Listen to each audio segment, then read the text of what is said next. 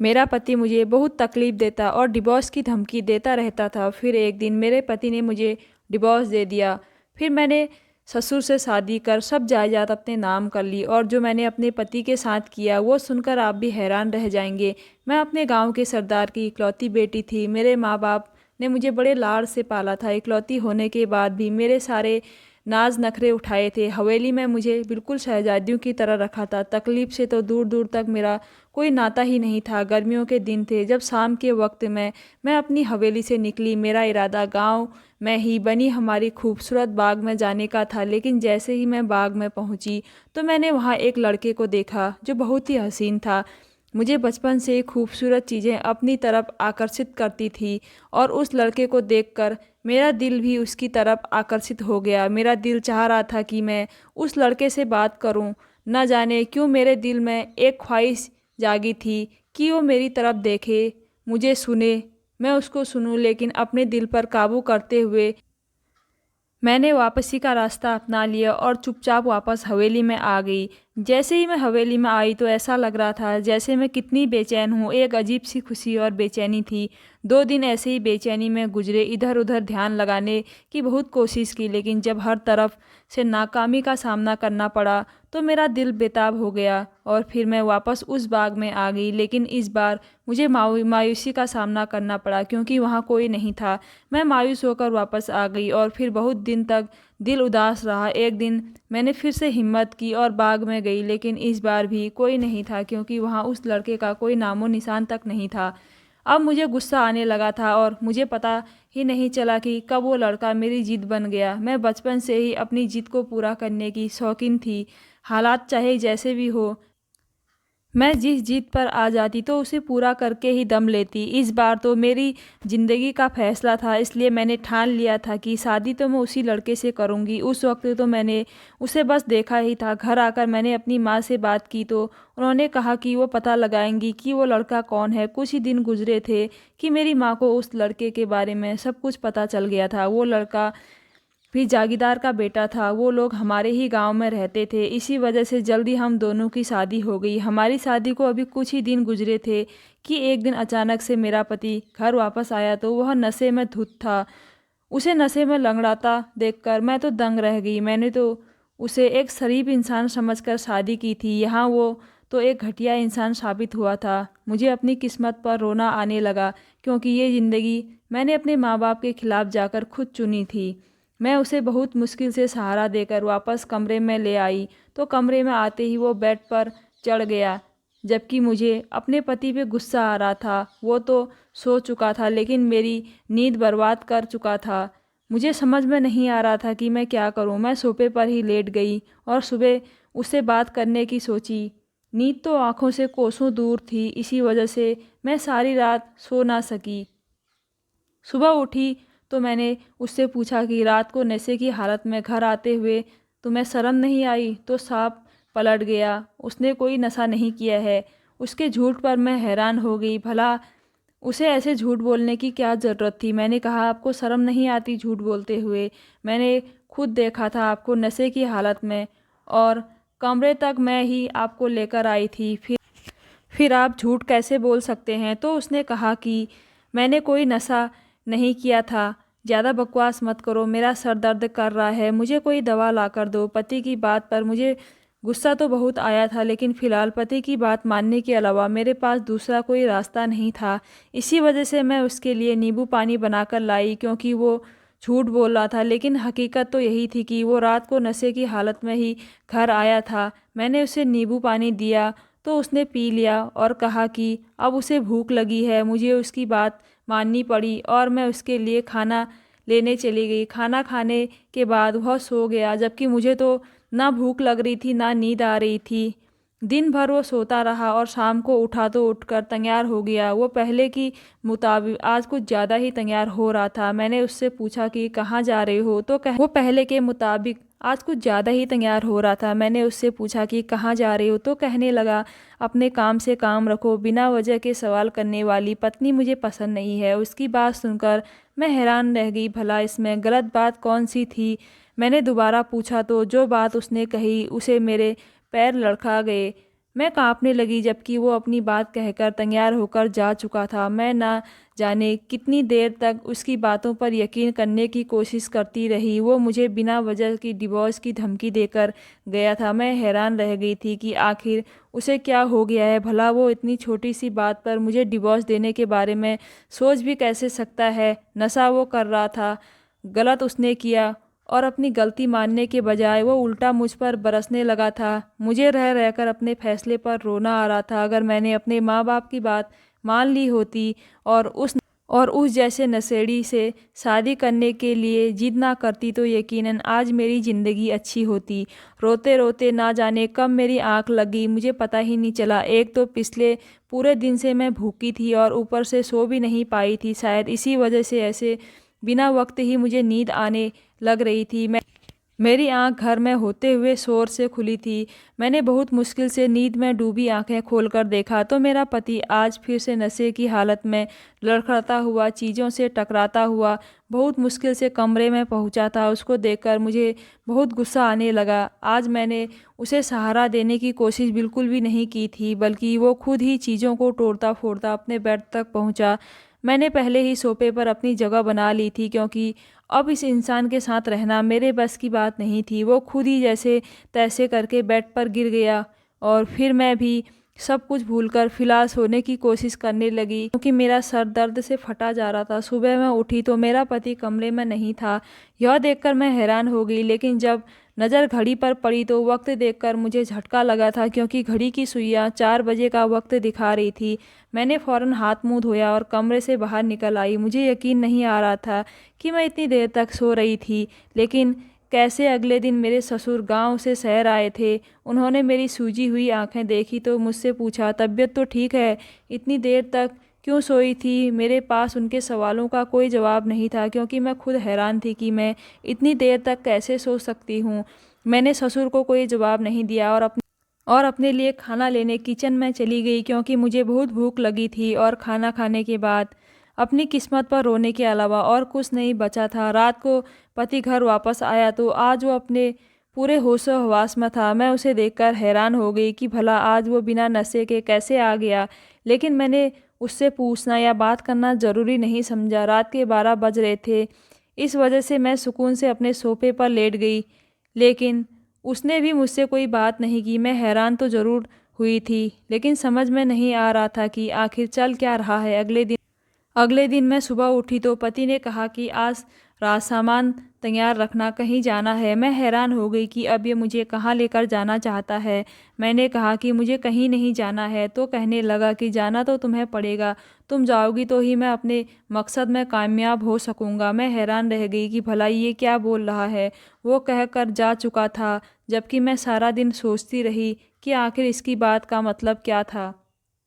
शाम को पति घर वापस आया तो कमरे में ही चला आया। जब कमरे में आया तो मुझसे कहने लगा कि सामान पैक कर दिया तुमने। मैं हैरान रह गई कि ये मुझे इतनी जल्दबाजी में कहाँ भेजना चाहते हैं। जब अचानक से उन्होंने मेरे सामने कुछ कागज़ फेंके, मैंने हैरानी से देखा और फिर जब मैंने उन्हें खोलकर पढ़ा तो मेरे पैरों तले से ज़मीन खिसक चुकी थी क्योंकि वो कागजात डिवोर्स के कागजात थे।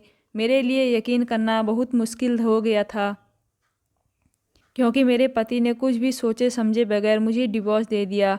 ये सब देखकर मैं हैरान रह गई क्योंकि मुझे ऐसी किसी चीज़ पर विश्वास नहीं था। मेरे पति ने मुझे मेरे घर वापस भिजवा दिया। मेरे माँ बाप को पता चला तो वो भी परेशान हो गए, लेकिन किस्मत का लिखा कौन टाल सकता था। लेकिन इसी दौरान मैंने सोच लिया था कि मैं इसका बदला लेकर रहूँगी। इसी दौरान मेरे ससुर मुझसे मिलने आए थे, लेकिन मैंने उन्हें मना कर दिया। कुछ दिन के बाद मैंने अपने ससुर को फ़ोन करके अपनी हवेली में बुलाया और अगले ही दिन वो आ गए। उन्होंने मुझसे पूछा कि क्या बात हुई थी, किस वजह से उन्होंने मुझे डिवोर्स दिया। तो मैंने उन्हें बता दिया कि वह नशा करने लगा था। इसके बाद भी मैं उसके साथ गुजारा कर रही थी। एक दिन अचानक उसने डिवोर्स के कागज़ मेरे मुंह पर मारा और मुझे यहाँ भेज दिया। अपनी किस्मत पर रोना आ रहा था, लेकिन लेकिन ससुर की अगली बात सुनकर मेरे सर पर हैरत के पहाड़ टूट पड़े। मेरे ससुर कह रहे थे कि मेरे डिवोर्स के 2 दिन बाद ही उसने दूसरी शादी कर ली थी। लड़की काफ़ी तेज़ है, उसने ही उसे अपने प्यार के जाल में फंसाया होगा और अब वो दोनों खुश रह रहे हैं। ये सब सुनकर मेरी आंखों से आंसू बहने लगे। मेरे जज्बात ने एक बहुत ही खतरनाक कदम उठाने का सोच लिया। मैंने अपने ससुर से कहा कि आपको मुझसे शादी करनी होगी। मेरी बात सुनकर वह हैरान रह गए, क्योंकि वो मेरे बाप की उम्र के थे। भला वो मुझे शादी कैसे कर सकते थे? लेकिन मैं जानती थी कि मेरे ससुर मेरे पति के सगे बाप नहीं थे, बल्कि चाचा थे। उन्होंने शादी नहीं की थी और मेरे पति को ही बेटा समझकर पालते रहे थे, क्योंकि मेरे पति के मम्मी पापा बचपन में ही किसी हादसे में मर चुके थे। पहले तो वो साफ इनकार करते रहे, लेकिन मेरी जिद की वजह से उन्होंने हामी भर ली। अगले ही दिन मैं उनकी पत्नी बनकर घर में मौजूद थी। मुझे अपने सामने देखकर मेरा पति मेरे पास आया और अपने साथ पत्नी को भी ले आया और कहने लगा, देखो मैं तुमसे ज़्यादा खूबसूरत पत्नी लाया हूँ और मैं इसके साथ बहुत खुश हूँ। लेकिन तुम यहाँ क्या करने आई हो? क्या अब दोबारा मेरी पत्नी बनने का ख्वाब देख रही हो? मुझे देखकर वो अपनी पत्नी के हाथ पर हाथ मारता हंसकर मेरा मजाक उड़ा रहा था, जबकि मेरी बर्दाश्त अब ख़त्म हो चुकी थी। मैंने पहले फुर्सत में उसके चेहरे पर थप्पड़ मारा। उसे शायद मुझसे इस तरह की उम्मीद नहीं थी। इसी वजह से वो मुझे देखकर हैरान रह गया। हैरान तो उसकी पत्नी भी हो गई थी। उसके पति को उसकी एक्स पत्नी की तरफ से पड़ा थप्पड़ उसकी बेइज्जती के लिए काफ़ी था। अभी वो मेरी तरफ बढ़ता कि मेरे ससुर ने आगे बढ़ते हुए उसके चेहरे पर एक जोरदार थप्पड़ मारा। ये सब देखकर वो वाकई हैरान हो गया था, बल्कि वो कह रहे थे कि ये तुम्हारी माँ की हैसियत रखती है, अब यह मेरी पत्नी है, खबरदार जो इससे ऊंची आवाज़ में बात भी की, वरना ये सारी जायदाद मेरी है और मैं पूरा हक रखता हूँ कि घर से भी तुम्हें बाहर निकाल दूँ। उनकी बात सुनकर उसे हकीकत में सदमा पहुँचा था, तभी तो वो कुछ बोल नहीं पाया। मैं अपने पति के साथ उनके कमरे में चली गई। मैं यहाँ आई ही उसकी ज़िंदगी तबाह करने के लिए थी, जिस तरह उसने मेरी की थी। अगले दिन जब मैं सुबह उठी तो सबसे पहले उसकी पत्नी को नाश्ता बनाने का हुक्म दिया। पूरे नौकरों को मैंने अपने काम के लिए चुन लिया था, वो बस मेरे ही काम करने वाले थे। जबकि वो जो इतने दिन से आराम की ज़िंदगी गुजार रही थी, अब उसे उसकी असली औकात बताने का वक्त आ गया था। मैंने उसे नाश्ता बनवाया जो किसी काम का नहीं था। वो नाश्ता मैंने वापस भेज दिया और उन दोनों को ही खाने का हुक्म दे दिया। वो आधा कच्चा और आधा जला हुआ खाना था, जो उन दोनों ने बहुत मुश्किल से खाया था। अपने लिए और ससुर के लिए नौकरानी माँ से कहकर मैंने ताज़ा खाना बनवा लिया था। खाना खाने के बाद मैंने उसे घर की पूरी सफाई करवाई थी। मेरा पति जायदाद के मामले में बहुत लालची था, इसी वजह से वह चुपचाप सब कुछ बर्दाश्त कर रहा था, क्योंकि वह जानता था कि अगर यह शानो शौकत उससे छिन गई तो उसके हाथ खाली रह जाएंगे। मैंने कुछ दिनों में ही उसकी ज़िंदगी ख़राब कर दी थी और फिर वो दिन भी आ गया जिसका मुझे बेसब्री से इंतज़ार था। उसकी पत्नी ये सब काम करके थक गई थी। उसने भी ऐशो आराम की वजह से ही उससे शादी की थी और अब जब उसे यह नौकरानियों वाली ज़िंदगी गुजारनी पड़ रही थी तो उसने खुद ही डिवोर्स का कह दिया था। उसने कहा कि वो बहुत ही खूबसूरत है, उसे एक से बढ़कर एक अमीर रिश्ते मिल जाएंगे। मैं तुम्हारे साथ अपनी ज़िंदगी बर्बाद नहीं कर सकती, मुझे डिवोर्स दे दो और मेरी जान छोड़ दो। वह उसे डिवोर्स नहीं देना चाहता था, लेकिन उसकी पत्नी किसी भी सूरत में उसके साथ रहने के लिए तैयार नहीं थी। लेकिन मजबूरन उसे डिवोर्स देना पड़ा और उसकी पत्नी उसे छोड़कर जा चुकी थी। अगले दिन वो मेरे पास आया, मुझसे माफ़ी मांगने लगा, लेकिन मुझे उस पर थोड़ा भी तरस नहीं आया। मैंने शादी से पहले ही तमाम जायदाद अपने नाम करवा ली थी, क्योंकि मेरे ससुर को कैंसर था और वो आखिरी स्टेज पर थे, उनका बचना इम्पॉसिबल था और इसी वजह से उन्होंने अपनी तमाम जायदाद मेरे नाम कर दी थी, क्योंकि उन्हें अपने भतीजे पर थोड़ा भी यकीन नहीं था कि वो उन्हें मरने के बाद उनके जायदाद को संभाल कर रखेगा। हालांकि उन्हें यकीन था कि वो उसे अपने अय्याशियों में ही उड़ा देगी। पूरी जायदाद मेरे नाम थी, तो मैंने उसे उस बात के बारे में भी आगाह कर दिया था कि तमाम जायदाद मेरे नाम हो चुकी है और तुम्हें एक फूटी कौड़ी भी नहीं मिलेगी। अब तुम अपनी उसी हसीन पत्नी के साथ जाके रहो, वो ही तुम्हें खिलाएगी और वही तुम्हारी तमाम ज़रूरतों को पूरा करेगी। मेरी बात सुनकर उस पर पहाड़ टूट पड़ा। उसे अपने बाप के इस कदम की उम्मीद नहीं थी, लेकिन जो भी हुआ था बेहतर था। वो घर छोड़कर नहीं जा सकता था क्योंकि उसकी पत्नी तो पहले ही जा चुकी थी और अब भला वो कहाँ जा सकता था। इसी वजह से उसने मेरे आगे हाथ जोड़ दिए कि मैं उसे घर से ना निकालूं। मुझे भी उस पर थोड़ा सा रहम आ गया और मैंने उसे घर में ही रहने की इजाज़त दे दी। अभी कुछ ही दिन गुजरे थे कि मेरा ससुर मर गया। मेरा पति अपने बाप की मौत का सदमा बर्दाश्त ना कर सका और काफ़ी बीमार हो गया। इस दौरान मैंने उसकी बहुत सेवा की और कुछ दिनों में जब वह सही हुआ तो मेरे आगे रोने लगा, गिड़गिड़ाने लगा और मुझसे माफ़िया मांगने लगा। उसकी हालत सच में रहम करने वाली थी। मुझे ना चाहते हुए भी उस पर रहम आ गया। फिर मैंने उसे माफ़ कर दिया। वो कहने लगा कि उसने मेरे साथ बहुत नाइंसाफ़ी की है। खूबसूरती के चक्कर में आकर उसने खुद ही अपना बसा बसाया घर उजाड़ दिया। मैंने उससे कहा कि तुम पढ़े लिखे हो, अपने पैरों पर खड़े हो जाओ, कोई नौकरी करो, मैं अपनी जायदाद में से तुम्हें कुछ भी नहीं दूंगी। उसने मेरी बात मान ली और फिर नौकरी की तलाश में निकल गया। उसका काम करने के लिए मैंने उसे नौकर भी दे दिए थे, जिस पर उसने मेरा धन्यवाद किया। अब उसे बस अपने लिए एक अच्छी नौकरी तलाश करनी थी ताकि सब कुछ ठीक कर सके। वो सुबह ही घर से चला गया था और शाम को वापस आता। एक हफ्ते की कोशिश के बाद उसे एक बहुत अच्छी कंपनी में मैनेजर का काम मिल गया। वो घर आया तो बहुत खुश हुआ। उसने मुझसे बताया कि उसे नौकरी मिल गई है, अब जल्द ही वह अपने पैरों में खड़ा हो जाएगा। मुझे खुशी थी कि वो अपनी ज़िंदगी में सुधरने लगा था। मेरे लिए यह काफ़ी था।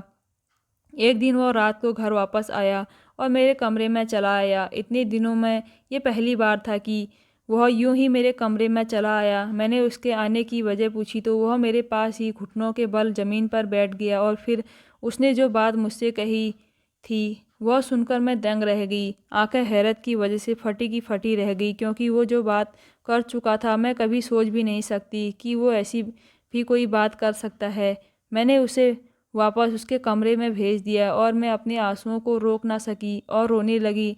सारी रात रो रो कर गुजारी थी। अगली सुबह होते ही मैं ड्राइवर के साथ वापस अपनी हवेली आ गई। मेरे माँ बाप यूँ अचानक आने पर परेशान हो गए, लेकिन मैंने उन्हें तसल्ली दी और फिर मैं अपने कमरे में गई। वहाँ से अपना ज़रूरी सामान समेटा और शाम तक वापस घर आ गई। मैं उसका इंतज़ार करने लगी, लेकिन मेरा इंतज़ार ही रह गया और वो रात को घर वापस नहीं आया। मैं हैरान हो गई। मुझे लगा शायद उसकी बात ना मानने की वजह से वो फिर से ऐसा कर रहा है। मैं अगले दिन ही इंतज़ार करती रही, लेकिन वो वापस नहीं आया। मैं समझ गई थी कि मैंने उसकी बात नहीं मानी। शायद इसी वजह से वह नाराज़ हो गया है या शायद अपने किए पर पछता रहा है। लेकिन मैं इतना ज़रूर जानती थी कि अब मुझे क्या करना है, कैसे ज़िंदगी को वापस अपनी डगर पर लाना है। सारा दिन इंतज़ार करने के बाद अभी मेरी आंख लगी ही थी कि मुझे दरवाज़ा खुलने की आवाज़ आई। रात को वो घर वापस आया तो मुझे अपने कमरे में देखकर चौंक गया। मुझे अपने कमरे में देखकर उसे यकीनन हैरत हो रही थी। उसने मुझसे पूछा कि मैं आधी रात को उसके कमरे में क्या कर रही हूँ। मैंने कहा कि पहले नहा धो लो, फिर मैं तुम्हारे लिए खाना लगाती हूँ, फिर बात करते हैं। वो सर हिलाकर चला गया और फ्रेश होकर आया तो मैंने उसके लिए खाना लगाया। खाना खाने के बाद बर्तन समेटकर वापस उसके कमरे में आ गई और उसके सामने 2 फाइल रखी। उन्हें देखकर वो उलझ गया, लेकिन जब उसने उन फाइलों को उठाया तो फाइल से में मौजूद कागज़ पर लिखे हुए शब्द को पढ़कर उसके पैरों तले से ज़मीन खिसक गई। उसने हैरत से पहले फाइल देखी, फिर मुझे देखने लगा। मेरी आंखों में आंसू थे, जबकि वह मेरे पास आया और मुझे साथ लाकर खुद भी रोने लगा। हमारा डिवोर्स कभी हुआ ही नहीं था क्योंकि उसने फर्जी कागज़ बनाए थे, लेकिन उन पर साइन तो किए ही नहीं थे और ना ही उसने मुँह से डिवोर्स दिया था। मैं अपने ससुर के साथ मिल गई थी क्योंकि जब वो मुझसे मिलने के लिए आए थे तो उन्होंने मुझे बताया कि उन्हें कैंसर है और अब वो ज़्यादा दिन तक नहीं रह सकेंगे, लेकिन अपनी ज़िंदगी में ही वो अपने भतीजे के घर को बसा देखना चाहते थे। जिस लड़की से मेरे पति ने शादी की थी वो एक लालची लड़की थी और उसे सबक सिखाना बिल्कुल भी मुश्किल नहीं था। हम दोनों ने मिलकर फैसला किया था कि मैं अपने पति को सुधार कर रहूँगी और फिर सब कुछ प्लान के मुताबिक हुआ था। जायदाद भी शुरू से उसी के नाम थी। मेरे ससुर ने बस झूठ बोला था कि सारी सच्चाई जानने के बाद मेरे पति ने एक बार फिर मुझसे माफ़ी मांगी थी। वो सच में अपने किए पर शर्मिंदा था। मैंने उसे माफ़ कर दिया। उसने डिवोर्स के कागज़ फाड़ दिए थे, जबकि जायदाद उसने खुद ही मेरे नाम कर दी और फिर हम दोनों खुशहाल ज़िंदगी गुजारने लगे। तो दोस्तों, कैसी लगी आज की स्टोरी? अगर अच्छी लगी तो मेरे चैनल को